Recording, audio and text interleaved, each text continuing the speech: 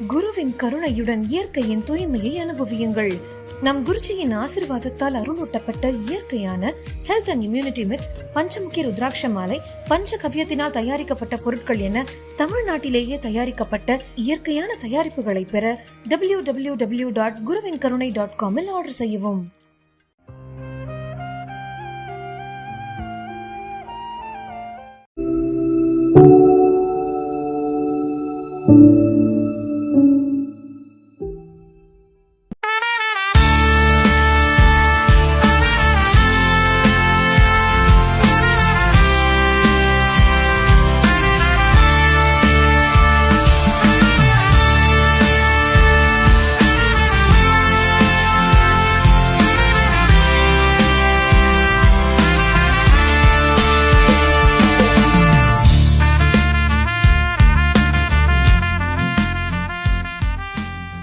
குருவே சரணம். அனைவருக்கும் வணக்கம். இப்போது ரொம்ப அற்புதமான இடம், மெல்பர்ன், ஆஸ்திரேலியாவில் இருக்கும். இது ஒரு ஓப்பன் இடம். ஏகப்பட்ட கங்காருக்கள், ஏகப்பட்ட விலங்குகள் ரொம்ப சுதந்திரமாக ஜாலியாக சுற்றிட்டு இருக்கு. பரம்பொருள் மாஸ்டர்ஸ் குருமார்களை உருவாக்கக்கூடிய 3 மாத வகுப்பு பிப்ரவரி, மார்ச், ஏப்ரல் போயிட்டு இருக்கு. ஸோ விருப்பப்படக்கூடிய நபர்கள் தாராளமாக கீழே உள்ள கான்டாக்ட் நம்பருக்கு கான்டாக்ட் பண்ணி உங்களது பேரை முன்பதிவு செய்து கொள்ளலாம். இதுக்கு முன்னாடி நீங்கள் அட்டன் பண்ணாத கிளாஸோட லிங்க்ஸ் அனுப்பிடுவாங்க. ஸோ நீங்கள் அதை டவுன்லோட் பண்ணி பார்த்துட்டு அடுத்தடுத்து நடக்கக்கூடிய ஜூம் வகுப்புகளில் தாராளமாக கலந்து கொள்ளலாம். வாசி யோகம். வாசி யோகம் என்றால் என்ன? வள்ளலார் இதை என்ன சொல்றாருன்னா, வாசி வாசி என்கிறாயே வெண்ணிலாவே, வாசி என்ன பேச கண்டாய் வெண்ணிலாவேன்னு கேட்கிறாரு. அப்படின்னா என்னன்னா, வாசி யோகம் பண்ணணும், இறைவனை பார்க்கணும், அதை பண்ணணும், இதை பண்ணணும்ன்றீங்களே, அதை உருப்படியா பண்ணி அதில் இருக்கக்கூடிய ஆழமான உட்கருத்து என்ன, வாசி என்றால் என்ன என்பதை நீங்கள் உணர்ந்தீர்களா என்று வள்ளல் பெருமான் கேட்கின்றார். சரி, வாசி யோகம்னா என்ன? இன்னைக்கு ரொம்ப வெளிப்படையாக, ஆத்மார்த்தமாக, ஒளிவு மறைவின்றி இந்த ஒரு அற்புதமான கலையை உங்க எல்லாத்துக்கும் நான் சொல்லிக் கொடுக்கலான் இருக்கேன். அதை சொல்லிக் கொடுக்கறதுக்கு முன்னாடி முதல்ல வாசி யோகம்னா என்னன்னு தெரிஞ்சுக்கோங்க. பரம்பொருள் யோகம் நம்ம பண்ணிக்கிட்டே இருக்கும்போது வாசி யோகம் பண்ணலாமா? தாராளமாக பண்ணலாம், தவறு கிடையாது. வாசி யோகம்னா ஏதோ பெரிய விஷயம் நினைச்சுக்காதீங்க, அது ஒரு சின்ன சீக்ரெட் தான். அந்த சின்ன டெக்னிக் தான் பெரிய பிரபஞ்ச ரகசியங்கள் மொத்தத்தையும் கொண்டு கொடுப்பது மட்டும் இல்லாமல் இறைவனாகவே மாற்றுகிறது. சரி, ஓகே. அப்போ வாசி யோகம் பண்ணா நான் ஏன் பரம்பொருள் யோகம் பண்ணணும்? அப்போ பரம்பொருள் யோகம் பண்ணா நான் ஏன் வாசி யோகம் பண்ணணும்? பேரு தாங்க வேற வேற, கன்ஃபியூஸ் ஆகிக்காதீங்க. சின்ன டெக்னிக்கை கூட சேர்த்து ஆட் பண்ணும்போது அதனுடைய ரிசல்ட்ஸ் இன்னும் சூப்பராக இருக்கும். ஒரு எக்ஸாம்பிளுக்கு இப்போ நீங்கள் ஒரு பாயாசம் பண்ணுறீங்க, ஆல்ரெடி உங்ககிட்ட இருக்கக்கூடிய ரெசிபியில் பாயாசம் பண்ணுறீங்க. இப்போ அதில் கொஞ்சம் ஏலக்காய் எக்ஸ்ட்ரா போட்டு, அதில் இன்னும் கொஞ்சம் மண்டவெல் எக்ஸ்ட்ரா போட்டு, இல்லை அதில் கிஸ்முசு, முந்திரி எல்லாம் எக்ஸ்ட்ரா போட்டு இன்னும் உங்களுக்கு பிடிச்ச மாதிரி அதை டேஸ்ட் அதிகப்படுத்துறதுக்கு நீங்கள் பண்ணுறீங்க தெரியுமா? அந்த குவாலிட்டியான எசன்ஸ், ஹெல்த்தியான எசன்ஸ். அதுபோல் ஆல்ரெடி நீங்கள் என்ன பயிற்சி செஞ்சுட்டு இருந்தீங்கனாலும் இந்த ஒரு சின்ன டெக்னிக், இந்த வாசி யோகத்தோட டெக்னிக்கையும் ஆட் பண்ணும்போது பெரிய லெவலில் அது வேலை செய்யும். முதல்ல இந்த வாசியம் பண்ணுறதுக்கு முன்னாடி உங்களுக்கு ஒரு முக்கியமான விஷயத்த நான் சொல்லி கொடுத்துட்றேன்.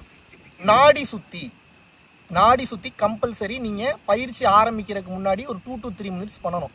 இதை நான் முன்னாடியே சொல்லியிருந்தேன். பரம்பொருள் யோகம் செய்பவர்களும் நிச்சயமாக நாடி சுத்தி பண்ணணும். ஏன்னா புருவ மத்தியத்தை கவனிக்கும் போதோ, உச்சியை கவனிக்கும் போதோ, இல்லை ஏற்றி நாம் வாசி யோகம் செய்யும் போதோ மூச்சு என்பது ஒடுக்கு நிலைக்கு போகும். ஒடுக்கு நிலைக்கு போயிடுச்சுன்னா வேலை செய்ய தோணாது, அமைதியாக இருக்கணும்னு தோணும், ஆனந்த நிலையில் இருப்பீங்க. அப்போ ஒரு வேலையும் பார்க்க தோணாது. அதனால தான் நான் என்ன சொல்றேன்னா, நாடி சுத்தி செஞ்சு பழகிட்டீங்கன்னா ஒடுங்கி இருக்கக்கூடிய மூச்சை மறுபடியும் நார்மலான அந்த ஒரு பிரீத்திங் பேட்டர்னுக்கு மாத்திரும்.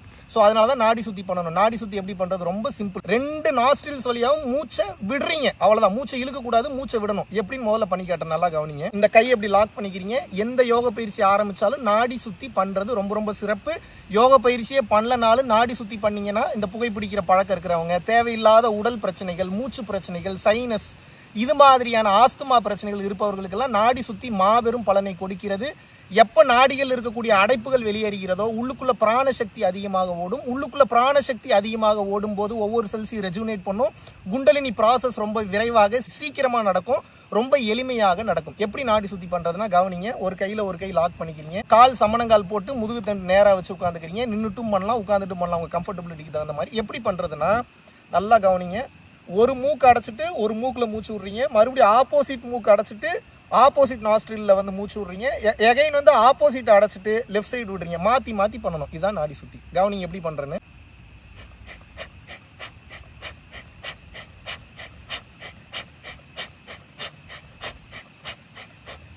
இப்போ நீங்கள் பார்த்தீங்க தெரியுமா, இதுதான் நாடி சுற்றி. 2 to 3 நிமிஷம் பண்ணிட்டு தான் பயிற்சிக்குள்ளேயே போகணும். ஏன்னா ஒரு மிகப்பெரிய சக்தி வாய்ந்த இடத்துக்கு உள்ளே போகிறதுக்கு முன்னாடி சில கிளென்சிங் ப்ராசஸ், கைகள்லாம் கழுவிட்டு கோயிலுக்குள்ளே போகிறோம்ல, அந்த மாதிரி இந்த உடல் எனும் கோவிலை சுத்தப்படுத்துவதற்காக ஒரு சிம்பிளான பவர்ஃபுல்லான சீக்ரெட் என்னன்னா நாடி சுத்தி. ஒருவேளை நல்லா பயிற்சி பண்ணி அதிகமான போதை நிலையை அனுபவிக்கிறீங்க, அதுலேருந்து வெளியவே வர முடியலனாலும் அது நல்லா இருக்கும். பட் உடனே வெளியில் வரணும்னு நினச்சிங்கன்னா நாடி சுற்றி பண்ணிங்கன்னா அடுத்த 5லேருந்து 10 நிமிஷத்தை அந்த நிலையிலேருந்து ஈஸியாக எளிமையாக வெளியே வந்துடலாம். ஸோ பரம்பொருள் யோகம் பண்ணுறவங்களும் வாசி யோகம் பண்ணுறவங்களும் கம்பல்சரி நாடி சுற்றி பண்ணிட்டு தான் பயிற்சிக்குள்ளே போகணும். அப்போ தான் உடம்பு நல்லா இருக்கும். நீங்கள் வாசி யோகமோ பரம்பொருள் யோகமோ பண்ணுறீங்க பண்ணல, அதெல்லாம் ரெண்டாவது. கம்பல்சரி காலையில் எந்திரிச்ச உடனே நாடி சுற்றி பண்ணிடுங்க, உடம்பிற்கு மிக மிக மிக மிக நல்லது. ஓகே, வாசி யோகம் என்றால் என்ன அப்படின்னா சிம்பிள். ஆல்ரெடி இதை பற்றி நிறைய பேசியிருக்கேன். வெளிமுகமாக போய்கொண்டிருக்கக்கூடிய உங்களது மூச்சு காற்றானது உள்முகமாக போக ஆரம்பிச்சிருச்சுன்னா இதுக்கு பேர் தாங்க வாசி யோகம். சிம்பிள். இதை புருவ மத்தியத்தை கவனிச்சிங்கனாலும் உள்முகமாக போகும். நீங்கள் பார்த்தீங்கன்னா உச்சியை கவனிச்சிங்கனாலும் உள்முகமாக போகும். ஆனாபானா சதி பண்ணிங்கனாலும் உள்முகமாக போகும். எண்ணங்களை கவனிச்சிங்கனாலும் உள்முகமாக போகும். எந்த விதமான யோக பயிற்சிகள் மனதை நிறுத்தணும் மனதை கையாளணும்னு பண்ணிங்கனாலும் அந்த மூச்சு என்பது உள்முகமாக திரும்பும். இதுக்கு பேர் தாங்க வாசி யோகம். இந்த வாசி யோகத்தை நீங்கள் பண்ணியிருக்கீங்களா அப்படின்னு கேட்டால் டெய்லியும் பண்ணுறீங்க, ஆனால் உங்களுக்கு தெரியல. என்னப்பா சொல்கிற, வாசி யோகம் நான் டெய்லியும் பண்ணுறேன்னா? பிறக்கிறதுக்கு முன்னாடியும் பண்ணிட்டு இருந்தீங்க, பிறந்ததுக்கு அப்புறமும் பல வருஷமாக பண்ணிட்டு இருக்கீங்க, ஆனால் அதை நீங்கள் தான் பண்ணுறீங்க. எப்படி பண்ணுறீங்கன்றது தெரில. எப்போ பண்ணுறீங்கன்னா நைட்டு தூங்கலான்னு போய் தூங்குறீங்க, கொஞ்ச நேரம் நிறைய தாட்ஸ் ஓடும். அப்புறம் பார்த்தீங்கன்னா அந்த தாட்ஸில் எங்கே இருக்குது என்ன எதுனே தெரியாமல் எப்போ தூங்கினே தெரியாமல் தூங்கிடுறீங்க. அந்த தூக்க நிலை தான் விழிப்புணர்வு இல்லாத அந்த தூக்க நிலையில தான் அந்த உள்மூச்சானது உங்களுக்கு ஓடிக்கொண்டிருக்கிறது. அந்த நிலைக்கு பேர் சுளுத்தின்னு அர்த்தம். சுளுத்தி நிலை, அதாவது ஆங்காரம் உள்ளடக்கி ஐம்புலனை சுட்டறுத்து தூங்காமல் தூங்கி சுகம் பெறுவது எக்காலம்ங்கிறது பத்ரகிரியார். அது விழிப்புணர்வு தன்மையோடு நீங்கள் அந்த மூச்சை நீங்கள் நடத்துனீங்க, அந்த ஹைபர்னேஷன் மோடுக்கு போனீங்கன்னா அது வாசி யோகம். விழிப்புணர்வு இல்லாமல் அந்த ஹைபர்னேஷன் மோடுக்கு போறீங்கன்னா அதற்கு பெயர் தூக்கம். அப்போ ஒவ்வொரு உயிரினங்களும் பிரபஞ்ச சக்தி இருந்தால்தான் எனர்ஜெட்டிக்காக செயல்பட முடியும். அப்போ அந்த ஒவ்வொரு உயிரினங்களும் எனர்ஜெட்டிக்காக செயல்படுவதற்கு அவசியமான ஒரு விஷயம் என்னன்னா தூக்கம். எப்போது தூங்குகின்றீர்களோ அப்போது மனம் வேகமாக ஓடாது. மனம் ஓடாமல் இருக்கும்போது ஜீரோ ஆயிடுறீங்க. ஜீரோ ஆகும்போது பிரபஞ்ச சக்தி ஆட்டோமேட்டிக்காக உள்ளே ஏறிடுறதுக்கு நீங்கள் ஒன்றுமே பண்ணணும்னு அவசியம் இல்லை. இப்போ வாசியோகத்தினுடைய நோக்கம் என்ன? உங்களை ஹைபர்னேஷன் மோடுக்கு கொண்டு போய் உங்களை எனர்ஜியில் ஃபில் பண்ணுறதாங்க வாசி யோகத்தினுடைய வேலை. பரம்பொருள் யோகம் அதுதான், எல்லாமே அதுதான். 24 மணி நேரம் பூர்வ மத்தியத்தை கவனிச்சுட்டு இருந்தீங்கன்னா எனர்ஜி ஏறிக்கிட்டே இருக்கும். நீங்கள் எல்லாட்டினா பார்த்தீங்கன்னா அந்த வாசி ரெகுலராக ப்ராக்டிஸ் பண்ணிட்டுருங்கன்னா ஒரு கட்டத்துக்கு மேலே நீங்கள் பண்ணலனாலும் அதுவே ஓட ஆரம்பித்து விடும். உங்கள் தாயின் வயிற்றிற்குள் கருவறைக்குள் நீங்கள் இருந்தபோது தொப்புள் கொடி வழியாக நீங்கள் சுவாசம் செய்தீர்கள். அந்த தொப்புள் கொடி வழியாக உங்கள் தாயினுடைய மூச்சை நீங்கள் சுவாசம் செய்யும் போது அந்த நேரத்தில் நீங்கள் ஹைபர்னேஷன் மோட்ல தான் இருந்தீங்க. ஏன்னா தண்ணி பனிக்கூடத்தினுடைய தண்ணி உள்ளே போயிடுச்சுன்னா உயிர் போயிடும். அதனால வாசியோக நிலையில் வாசியோக முறையில் நீங்கள் இருந்தீர்கள். இதை தெளிவாக புரிஞ்சுக்கோங்க. அப்போ நம்ம என்ன பண்ணுறோன்னா பயிற்சி பண்ணி மீண்டும் அந்த குழந்தை நிலைக்கு உச்சி திறந்து பிரம்மாந்திரம் திறந்து அந்த இறைவனோடு கனெக்ட் பண்ணக்கூடிய அந்த நிலைக்கு போக போகிறோம். இதுக்கு பேர் தாங்க வாசியோகம். ரொம்ப சிம்பிள், எளிமையாக சொல்லி புரிய வச்சிட்டேன். சில தவளைகள் இருக்குது, சில புழுக்கள் இருக்குது, சில விதமான உயிரினங்கள் இருக்கு. அது என்ன பண்ணும் அப்படின்னா ஏதோ ஒரு தண்ணிக்குள்ளேயோ இல்லாட்டினா ஏதோ ஒரு மண்ணுக்குள்ளேயோ வாழ்ந்துட்டு இருக்கும்போது அங்கே தண்ணி காஞ்சிருச்சு இல்லை அங்கே மண் மக்கிருச்சு, எதுவுமே இல்லாமல் போயிடுச்சு அப்படின்னா அந்த உயிரினங்கள் உள்ளுக்குள்ளே உள்ளே போய் ஹைபர்னேஷன் மோடுக்கு போய் பல 100 வருடங்கள் உள்ளுக்குள்ளே இருந்தாலும் உயிர் போனது போல தெரியும், ஆனால் உயிர் போகாது. மீண்டும் சரியான நேரம் வரும்போது தண்ணி வந்துருச்சுனாலும் வேற ஏதாவது வந்துருச்சுனாலும் உயிர் பெற்று விடும். இது எப்பேற்பட்ட வேலை பாருங்க.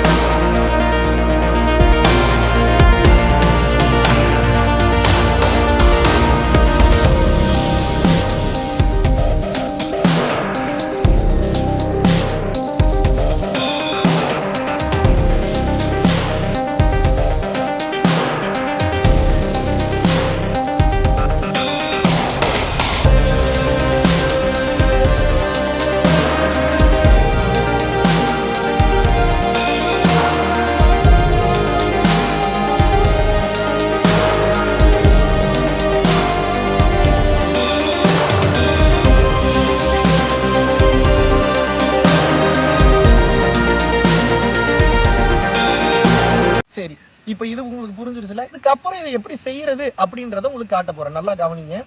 முதலாவதாக வாசி யோகம் அப்படின்றது என்ன அப்படின்னா தெளிவா புரிஞ்சுக்கங்க.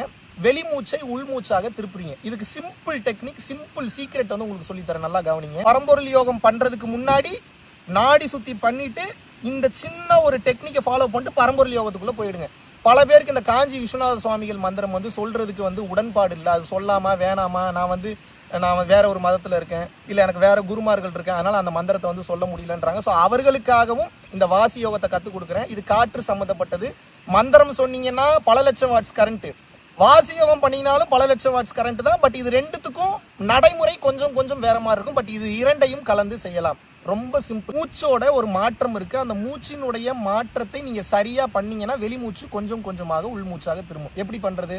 வழக்கம் ஆசனத்துல உட்காந்துக்கிறீங்க, சின்மூத்திரை பிடிச்சிக்கிறீங்க, உங்கள் கண்களை வந்து புருவ மத்தியத்தில் ஆல்ரெடி நான் பரம்பொருள் யோகத்தில் சொன்ன அதே தான். உங்களுக்கு வேணா பரம்பொருள் யோகம் பண்ணாதவங்க பரம்பொருள் யோகத்தை வெளிப்படையாக வெளியிட்டு இருக்க லிங்க் கொடுக்க சொல்கிறேன். லிங்க் பார்த்துட்டு நீங்கள் இதை பார்த்தீங்கன்னா இன்னும் கொஞ்சம் உங்களுக்கு தெளிவாக புரியும். இது பண்ணீங்கனாலும் பாடியில் ஹீட்டு கண்டிப்பாக ப்ரொடியூஸ் ஆகும். கம்பல்சரி பாடி ஹீட்டை கண்ட்ரோல் இதுதான் ஆக வேண்டும். இதை தெளிவாக புரிஞ்சுக்கோங்க. ஓகே, வாசி யோகம் இப்போது செய்வது எப்படி, இதைத்தான் தெளிவாக வந்து பார்க்க போகிறோம். வழக்கமா முத்திரை பிடிச்சிட்டு சாம்பவி முத்திரை போயிட்டு என்ன பண்றீங்கன்னா மூச்சை மேலே கீழே ஏத்தி ஏத்தி இறக்கணும். அது எப்படிங்க மூச்சை மேலே கீழே ஏத்தி ஏத்தி இறக்குறது? அதுதான் ஒரு சின்ன டெக்னிக். வழக்கமாக மூச்சு இழுத்து வழக்கமாக மூச்சு விடுவதை போல நீங்கள் செய்யக்கூடாது. இதுக்கு ஒரு டெக்னிக் இருக்கு. அதான் வாசி யோகம். அந்த சவுண்டு தாங்க வாசி. ஒரு கட்டத்தில் அந்த சவுண்டும் காணாம போய் நடக்குதா நடக்கலையானே தெரியாத ஒரு நிலை கொண்டு போகும். அதான் வாசி யோகம். எப்படி இருக்குன்னு சொல்றேன் கவனிங்க. இந்த வாசி யோகத்தை தான் சித்த வித்தைன்ற மாதிரி வேற மாதிரி சில டெக்னிக்கை மாத்திருக்காங்க. ராஜயோகம்னு மாத்திருக்காங்க, சிவராஜ யோகம்னு வந்து மாத்திருக்காங்க, கிரியா யோகம்னு மாத்திருக்காங்க. பேரு தான் வேற வேற, மேட்ரு ஒன்று தான். வெளிமூச்சு உள்மூச்சாக திரும்ப வேணும். கிளியர்? நாக்கை மடக்கி வைத்து லம்பிகா முத்திரை நாம் செய்து எப்படி பண்ணணும்னா கவனிங்க. ஒரு மூச்சு வந்து நீங்க விடணும், ஆனா வாய் வழியா மூச்சு விடக்கூடாது. ஒரு மாதிரி சவுண்டு, அந்த சவுண்டு தான் ரொம்ப ரொம்ப முக்கியம். இது ரொம்ப ரொம்ப இம்பார்ட்டன்ட். நல்லா கவனிங்க எப்படி விடணும்னு. மூச்சை முதல்ல நல்லா உள்ள இழுத்துக்கிறீங்க.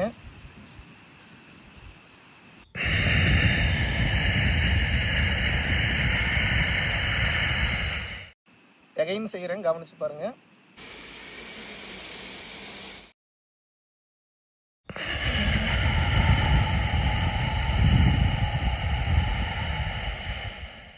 நாக்கு மடக்கி பண்ணணும்.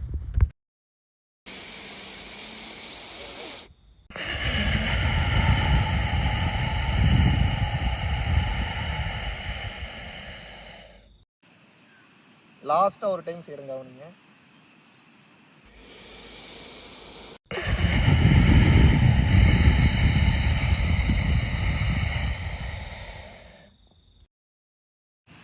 இப்போவே பாடி ஹீட் ஆயிடுச்சு. 5 டைம் பண்ணதுக்கே கீழே இருந்து மேலே வரைக்கும் கபகபகபகன்னு எரியுது. காதெல்லாம் ஒரு மாதிரி ஆயிடுச்சு. நல்லா கவனிங்க. இந்த மூச்சு விடுறது தான் சீக்கிரட்டே இருக்கு. வெளிமூக்கு வழியா வெளிமூச்சு போச்சுன்னா உலக காட்சி தெரியும்.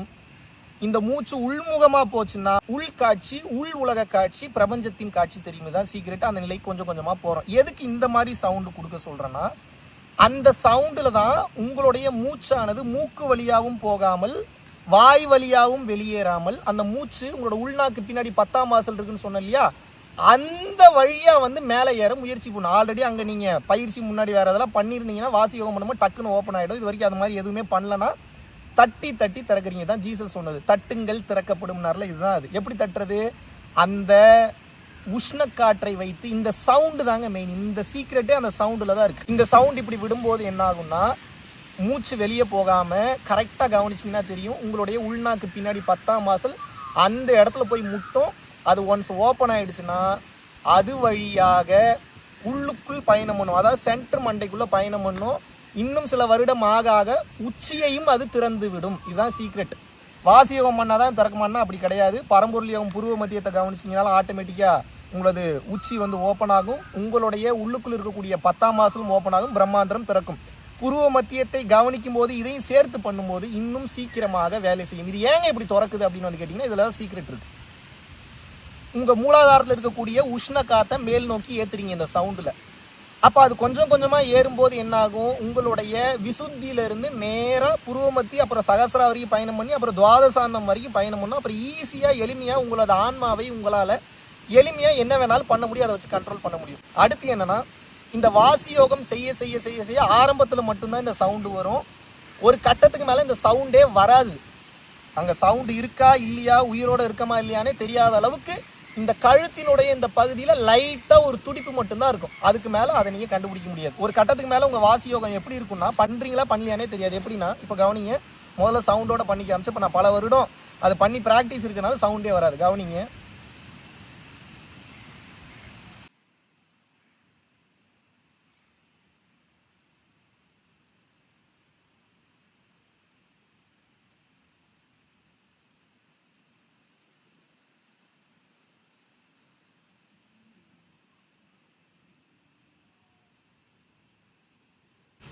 ஏதாவது தெரிஞ்சுதா அப்போ உங்களுக்கு?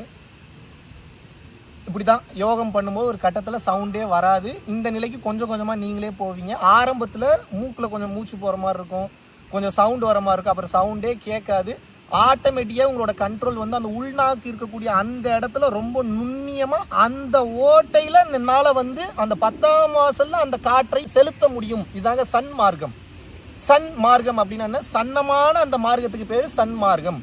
பல பேர் பல அர்த்தங்கள் சொல்கிறாங்க, இதுவும் ஒரு அர்த்தம். ஸோ அந்த சன்னமான அந்த மார்க்கத்தில் உங்களுக்கு காற்றை செலுத்த தெரியுது அப்படின்னா உண்மையை பார்த்துருவீங்க. ரெகுலராக பண்ணுங்க. ஸோ முதல்ல நாடி சுற்றி பண்ணுறீங்க. இதுக்கு பேர் வந்து வாசி பிராணயாமம் வாங்க. காற்றை ஏற்றி ஏற்றி இறக்குறதுக்கு பேர் என்ன? வாசி பிராணயாமம். நாட் நார்மல் பிராணயாமம், வாசி பிராணயாமம்.